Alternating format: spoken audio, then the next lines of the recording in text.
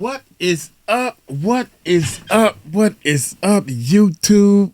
Man, I'm excited. I turned the thing on real early, man. Shout out to all the subscribers. Hit the subscribe button. Hit the bell. You want to subscribe to the channel because we are about to do our first interview. Our first interview is going to be with Jaguar Wright, y'all. Yeah, that's right. Dude, how y'all doing? Hope everybody's okay and everything. Jaguar, I feel you. I know, we know, running a YouTube channel, man, some people make running the YouTube channel hard. You know, a lot of people don't like the echo. Stop the echo. You don't need to run your channel your way. You feel me? Jaguar is doing the best she can for years, man. She has been preaching. Oh, she lying, and now people are trying to prove her lie. Even the small channels, I couldn't believe that. I was kind of liking his channel. I was down with you, man. I ain't even gonna say no names or anything because we try not to get into that. I still like you. I still think you cool because you just because your opinion. I don't like your opinion, and you're doing too much of voicing your opinion one way. That you got one topic. It's to hate Jaguar. That's the only topic you got. Think about that. You built your whole channel on hating others. That's not good. We are the music recording network. I do music. Right now, I just don't feel like doing music. That don't mean I can't. Anyway, hey, y'all seen it. Y'all can go scroll down and look at some of the videos and everything and the editing and all that type of stuff. I ain't bragging, but I'm doing the best I can do. Can I just do the best I can do? People have told me you need to grow up. Watch me whip. Watch me nay. Let me give you echo. Whip. Come on, man. Do you. Let me do me, right? Shout out to all my supporters, all the people on the live channel, the Music Recording Network Live. We are pushing that channel. They told me you losing subscribers. They looking at my back end. I thank y'all because we have never in our life grew a channel so fast. Our live channel is growing so fast. And I thank y'all because we are here to help people. My live channel and everybody said we need to help the children.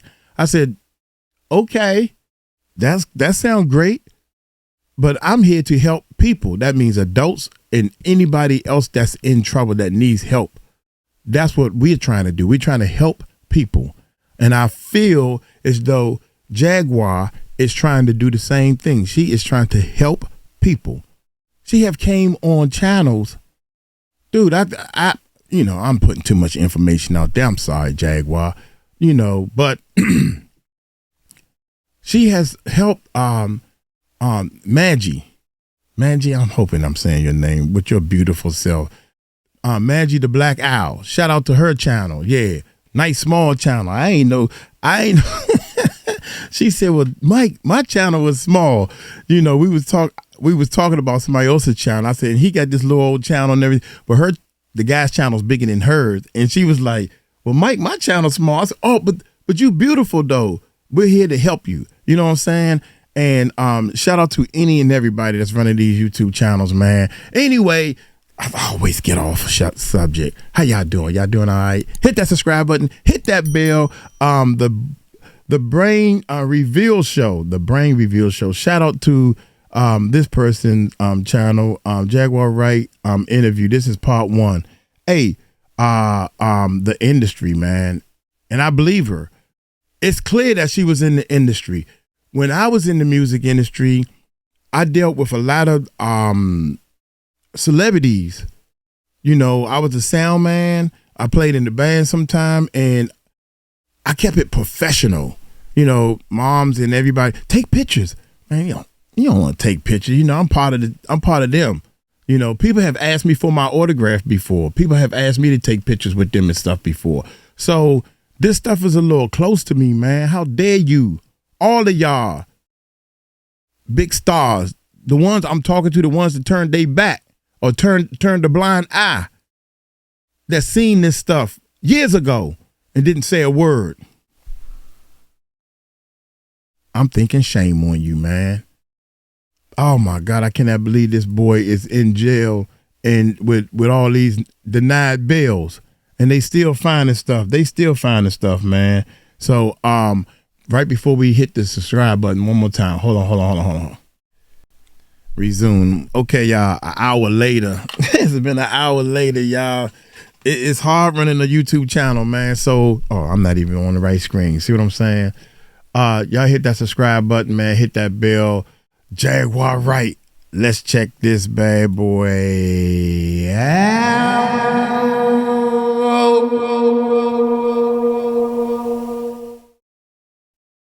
Here we go. Recently, but over the past couple of years, I think that one of the things that I wanted to do was just sit down and first ask you this question. I want you to be sincere with me. Sure. How are you? How are you? I'm good. It's awkward, but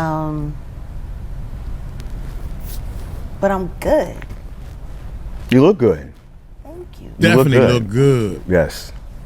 When you've been through as much as I've been through, and you've lived life balls to the wall for as long as I've done it, and then, unimaginable things happen in your life,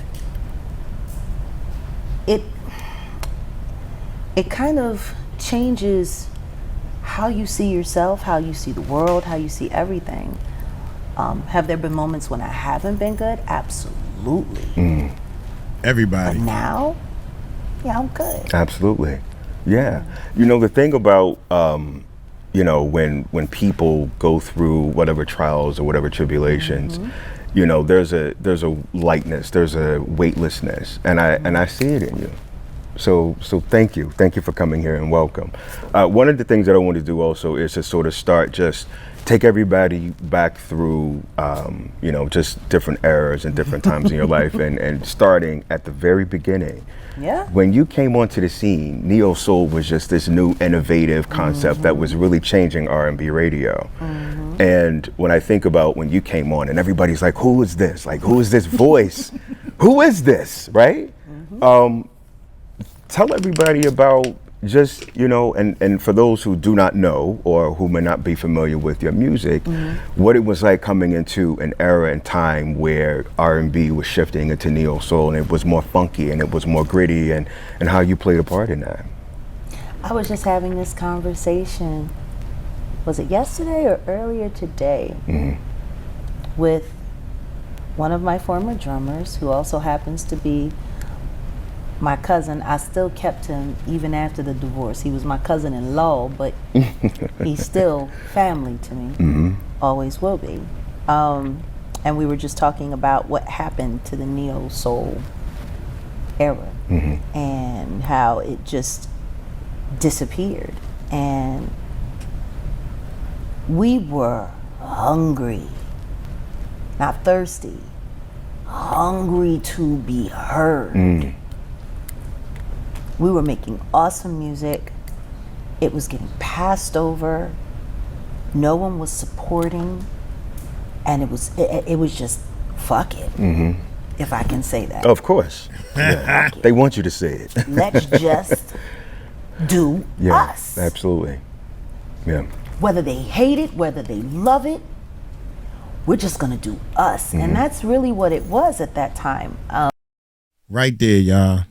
For me, I'm sold. Just do you. It's like, F it, man. You just gotta do you. What is you? Why don't you just try to do you first and see how that works, instead of faking and acting? Acting is the part that kills me. Acting like you're a star, acting like you're a rapper, acting like you act. Absolutely. Yeah. Whether they hate it, whether they hate it or love it, we're just gonna do us. And that's really what it was at that time. I've had producers throughout the early part of my young life.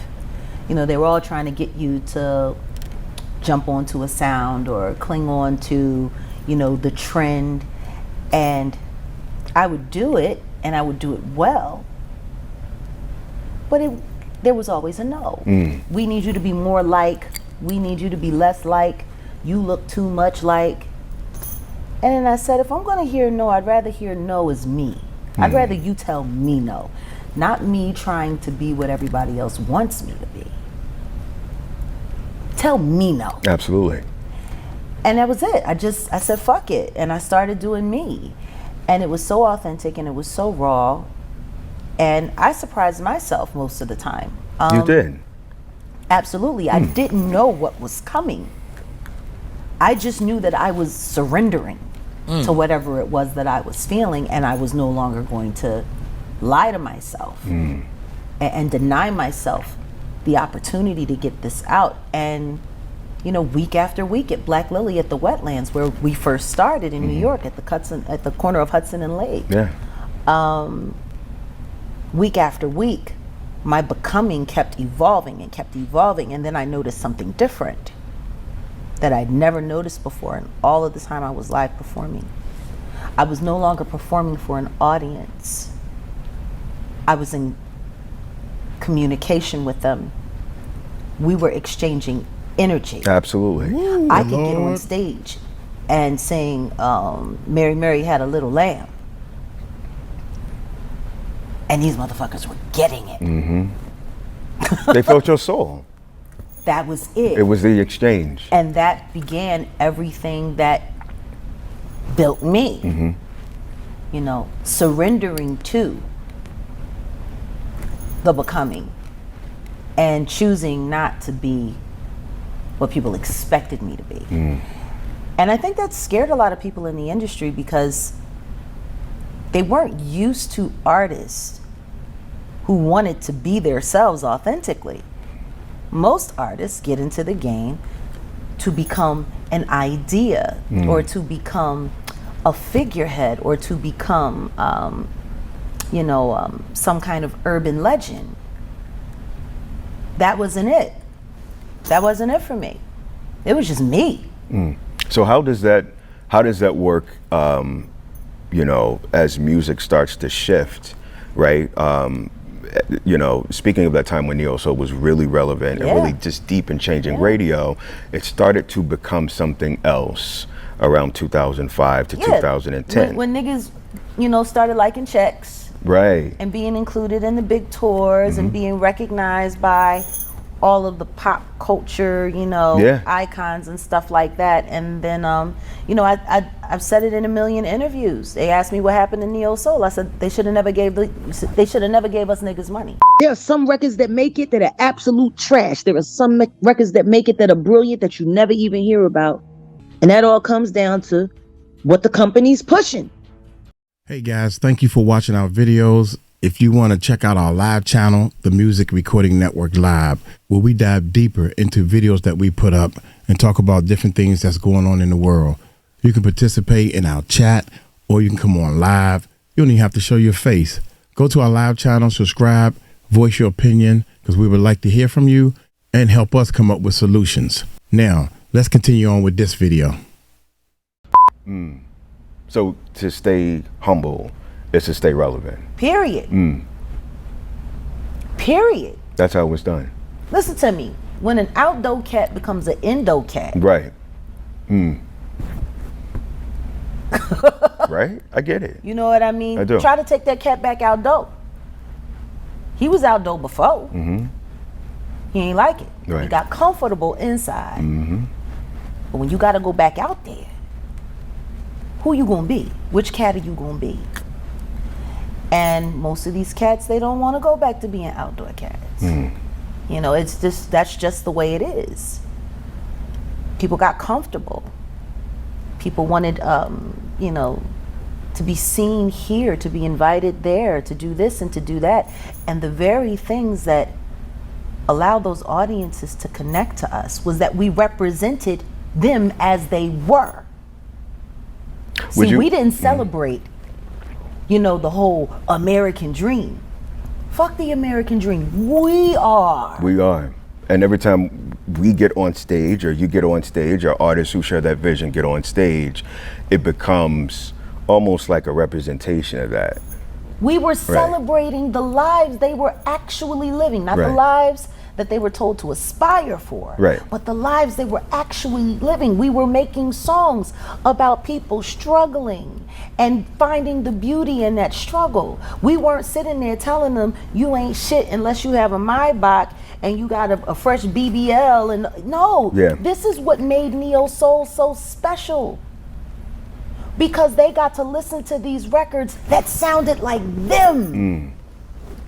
Finally, someone is making music for people like us and talking about how our life as we are, the way we are, ain't so bad. As a matter of fact, some of it's pretty damn dope. So how does Jag get into a lane where you are changing that narrative? Because I know that's part of your effort in Dallas, right? Oh, absolutely. Absolutely. Can you speak a little bit about how or what your vision is going to be to just create a lane to where women who really want to, or men, or whomever has an artistry or contribution, how you're going to step into that space and change that?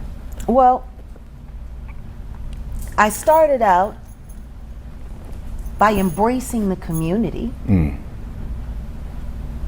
And then I discovered that the community didn't embrace itself. That's real. So that's not the way to go.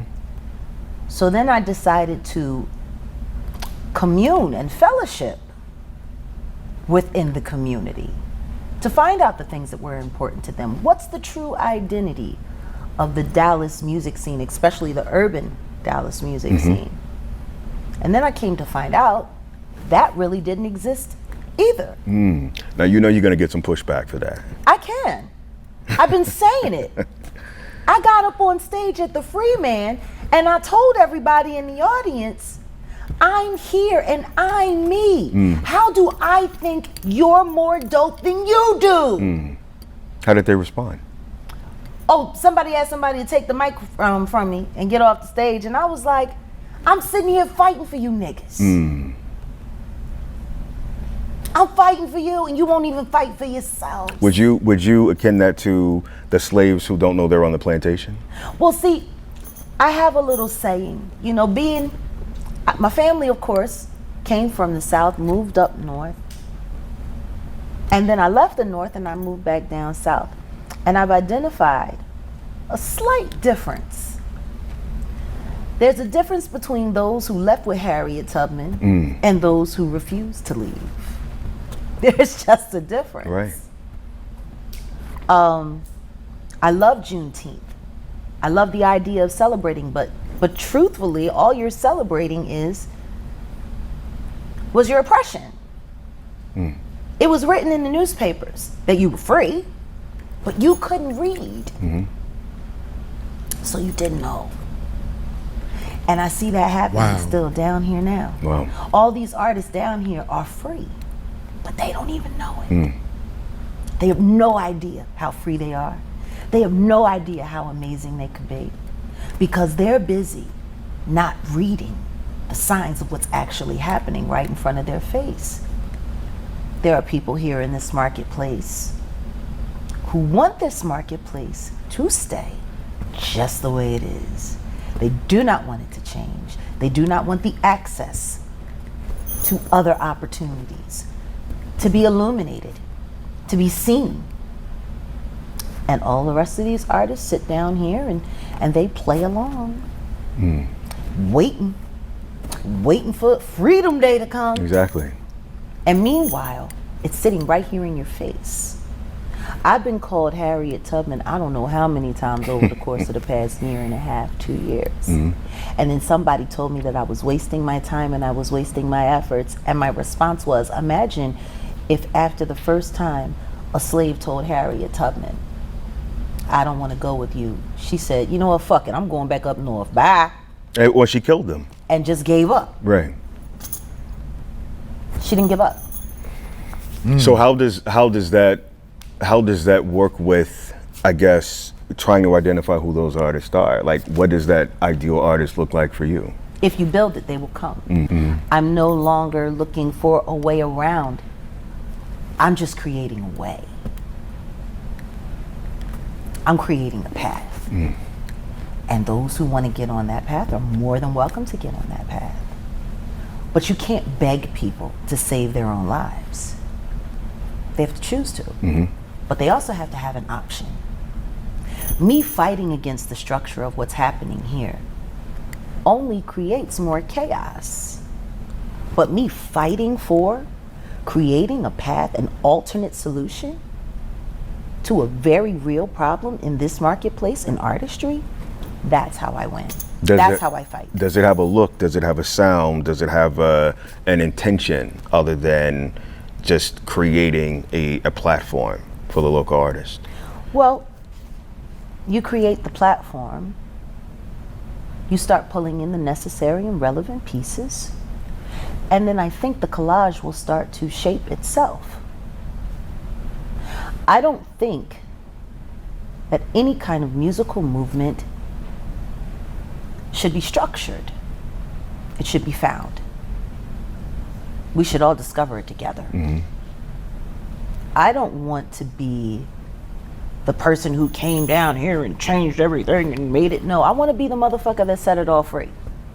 Do you think that that's going to be something that people would gravitate to? Because that's the one thing about Dallas is it's difficult to have someone come in unless you are a big name or a billionaire and not just really appreciate the grassroots struggle, because there's no tangible success in that, according to the people who buy into that. Oh yeah. So how do artists who are not from here come in, collaborate with you, and make a difference in the local scene? How does that work? Be where I'm at. Somebody asked me when I first was leaving Philadelphia to move down here, what's in Dallas? And I said, me. Exactly. That's what's in Dallas. Yeah. And the truth is people down here aren't very brave. They fold. They fold under the pressure of what's been here. They fold under the pressure of what's been running things. They're afraid for anything to change because they only know how to operate in these certain circles. So what happens if that's gone? Don't take it from me, how I'm gonna eat? Well, nigga, I'm over here picking some greens, and we just got a fresh slaughter, and we gonna put some. We gonna build it. You more than welcome to come eat. And ain't nobody charging. Right. Just come on. But you got to be there, and you got to be willing to stand in it, even if you're standing alone. You know. But they will come. But you got to show them that be there. Right. Absolutely. Yeah. I want to go back a couple of years Sure. and just kind of talk about, I want to call it to me, I don't really see it as a tumultuous time period. I don't see it as a dark period. I see it as a period of resilience. Yeah. You know? And I want to start with Malik B. My brother. Absolutely. Nobody wrote like Malik. Nobody will ever write like Malik. There will never be another rapper on the face of this earth that can say, I'm gonna be the next Malik B. I mean, you can aspire, but it'll never happen. He was a hip-hop prophet. He was the guardian angel of the street corner ciphers. He was the equalizer. He was the measurer. Now, I'm not going to speak on the roots internally as the guys, because I can't do that. It's not my story to tell. But what I can tell you is this. Those first 3 Roots albums wouldn't have been Roots albums without Malik B. Do you think that, first of all, I know that there was a little bit of a disregard there, just based on your passion, based on your emotion. Where does that stand now? Does he have how is he memorialized now? I think the efforts that I put in, which I put in significant efforts, I think they translated on certain levels. But I had to step back when I saw what people were trying to do with it. It wasn't about it. Somewhere along the way, it stopped becoming about him and it started becoming about the celebrity and the viral and the this and the that. And, you know, I talked with some of the fellas and I'm like, let's get together, let's create something. But, you know, people weren't really trying to do that. You know, and then there was people who were actually jealous that it was me that said something. Well, it should have been me. Well, you wasn't even around. You moved to Dallas. You did this. You wasn't even there. I'm like, every time I came back to Philly, I saw Malik. I said part of the reason why I was so upset was because the last time I saw him, I had asked him if I could fly him down here so that he could do like a hip hop 101 tutorial with the artists down here. I'm like, I want y'all to see what real hip hop looks like. I want y'all to see a real hip hop prophet from my era. And he was like, yo, Jag, I'm with it. Let's do it. And then I got arrested. And then I had to fight a case. And then that got in the way.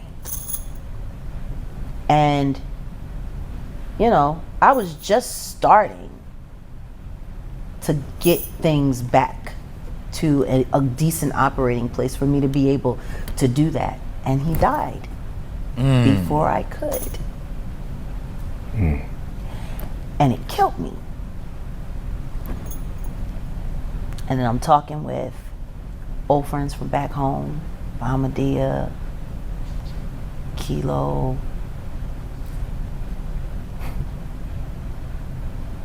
Yeah, that whole thing was just sad. And I got pissed off. Because every time I turned around, a member of the Roots died. Who was this, Jag? You was in the Roots. Who is he? The fuck do you mean, who is he? I had 20 different people asking me, well, what, was he just a producer? Are you kidding me? Yeah.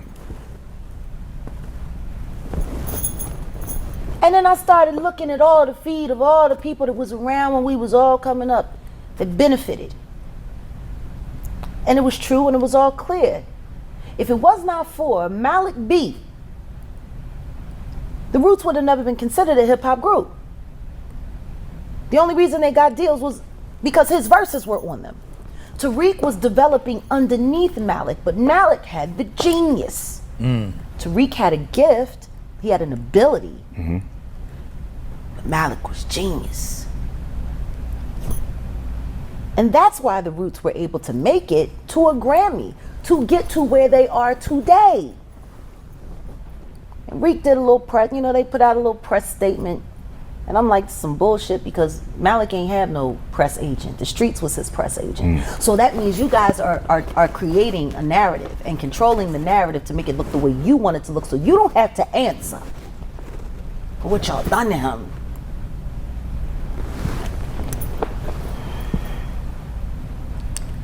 Then when an anonymous person reached out to me and brought me my first large poster board, Jaguar Wright, from the first album. It was the album cover, but it had the red font. They told me I had to get rid of the red font because it looked too menacing. So we had to switch it to the font that we switched it to. But that was the first one, the prototype. And Malik B's Heroes Grammy Award from the Philadelphia chapter, they found it in a dumpster. And that was 2 weeks after the funeral. That was personal. That was beyond personal. If you wanted to get rid of it, get it out of the office, that's perfectly fine. But you could have gave it to his mother at the funeral where y'all showed up for photo ops. Didn't stay for the service because it was too heartbreaking. Is that what they said? Yeah, yeah. Every last one of them motherfuckers. They showed up to the funeral for the viewing, took pictures, got the pictures with the press that was all around, and then they left. They didn't even stay for the service, and then you throw his award in the trash. I was livid. Because you can't tell me that there's not malice in that. Did he do drugs? Yeah, so did the rest of them. He might have done a little bit more than anybody else, but Malik was always dancing on the edge of inspiration and creativity, and he was different. You know, sometimes he would go into a nod and then come out of a nod and the most flabbergasting one-liners, line for line for line for line, boom, out of nowhere. And you can vilify that. But if you're going to vilify him for that, then you have to vilify Miles Davis. Because Miles Davis would do the same thing. Exactly. Yeah. But nobody runs around trying to sweep his legacy under the rug. I can think of a whole lot of amazing artists. Charlie Parker. You know, different people have different paths. Certain things open up different doorways, but if this is what people are choosing to do, then that's what they're choosing to do. But it doesn't change the quality of the product that they produce coming in or going out of those states, whatever it may be. And they wouldn't acknowledge him. They wouldn't acknowledge him for the foundational brick. Richard Nichols, Leonard Hubbard, and Malik B are the only reason that those niggas sit on the Jimmy Fallon show today. Because Jimmy Fallon wouldn't have been friends with Questlove if Questlove hadn't have made that first Grammy. And it was Malik B that got them to that Grammy while they grew and while they developed and while they got better. So did they push him aside as they were getting? No, Malik kind of just fell off because he didn't trust them. He was in it for the music. They were in it for the fame. He was in it. He was music. He was the street. He was everything that makes hip hop, hip hop. And they all wished that they possessed that ability. And they worked very hard to get to the point that they did. But after years of watching people being mistreated, careers being sidelined, people being gaslit, people being tossed off, yeah, like they could have at least called us, those of us who were there, they could have at least called us. We didn't even get a fucking phone call. We had to find out online. We lived together. We slept together. We ate together. We were on the road together sometimes over 300 some odd days a year.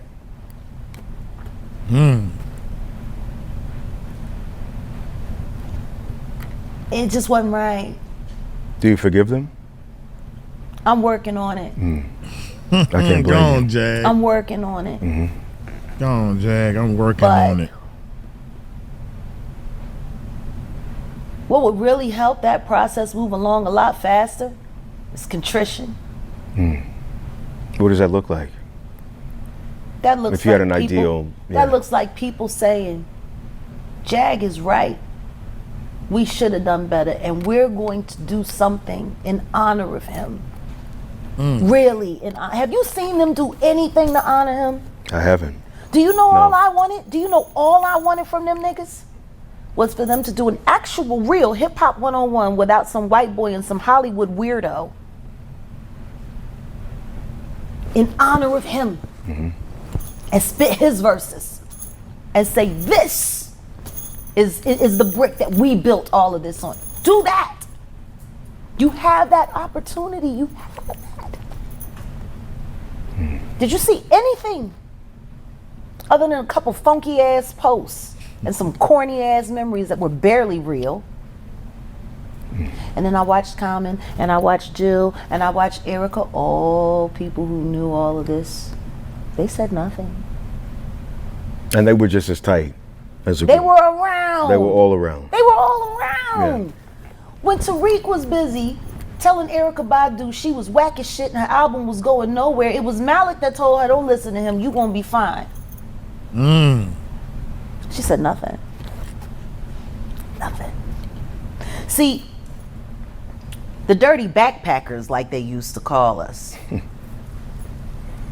once they made it into the celebrity game in the celebrity world, they all had to kind of hang together, even though most of them can't even fucking stand each other. They don't work together because they like each other. They work together because they keep each other somewhat relevant so they can keep getting money. Like I said, people want to know what happened to the Neo Soul. That's what happened to it. fucking money and greed. And that's why the purity of the music left. If you listen, even all of the albums from all of the artists from that time after like 2006 on, the sound changed. Yeah. Even the content changed. It got cheaper. It got cheesy. Yeah. They tried to find a way to make neo soul commercial when it was never commercial. The reason why it was what it was, you know what I mean? It's just, Yeah. it's just, Yeah. I get it. like when it gets to the point where Musiq Soulchild becomes a rapper, the hustle. Right. And how did that end up? He's doing Musiq Soulchild gigs again. Okay. You know, or every now and then they'll bring Belial around, you know, because of his genius. But do they really rep him? Really? No, Nas's soul sister. Not really. Not really. They pull him out when they need somebody great to enhance the show, like they used to do with me when I made myself available for that. But these are people that do not support one another. These are people who do not believe in each other, and the only ones that get along are the ones who are greedy, selfish motherfuckers who have no problem with stabbing each other in the back. Now you see why Jaguar Wright has been shutting down the internet, right? With every interview, every Instagram live, just about every opportunity she's been online. The truth is, the truth has no friends. Jaguar Wright has formed quite an army of allies and enemies every time she speaks her truth. It comes with a lot of weight, right? It comes with a lot of passion. It comes with a lot of inspiration. But that's music, right? That's all the same as music. Music is what it all comes back to, and that's one thing that you cannot deny of Jaguar Wright. You just can't deny it, you know? Watch the full concert for the Jaguar Wright musical performance right here on the Dynamite. Shoot, man. I got to hear her. I gotta hear her music, man. I keep hitting it this way, you know. Right now we are building. We almost there, man. We almost there. We got like 4 more days. I'm going on vacation, and I'm gonna start doing some music and stuff, and I'm going to research. God, did y'all hear how funky that was, man? Check this out. Perfect. Right here. Starting. Hit stop. I did a couple of reactions. You know, I got friends and stuff that, you know, you send people a link. Check this out. You know, what you think? And I was appalled. I was pissed off at my friend. This is one of my friends. Man, you can't believe what that ugly ass girl keeps saying. That's what he said. And I'm like, dude, why you gotta call her ugly? Because she ugly as shit. And I'm saying to myself, so then he called himself trying to prove to me that Jaguar is ugly by showing me a picture of her doing her thing on her live channel, which I love to death. F y'all. I got my thing on my head. I'm ready for bed. I ain't got no makeup on. I'm talking to my fans. And I'm saying to myself, gosh, she is so beautiful. So the picture he sent me was beautiful. Now I'm looking at this, because this is what the people want. This is what society, should I say, most of society, you got to put on look at all the beautiful, oh my God, she is beautiful. All the jewelry, all the the earrings, the big hoop earrings, black power, the makeup and the beautiful lips and everything. Now I ain't trying to get no trouble, but she beautiful. Perfect makeup and everything. And I like all her jewelry. I can go on and on. Beauty is in the eye of the beholder. Shame on you for saying that. And I'm going to make sure I send him a link to this video. And I want you to look at this. I'm leaving it up on the screen on purpose. To let you see it in motion. Back to a decent operating. Let you see it in motion. To be able to do that. And he died. Beautiful speaker. she is out for some beautiful to do some beautiful changes in this world. She ain't trying to hurt nobody. Everybody sitting here talking about her, man.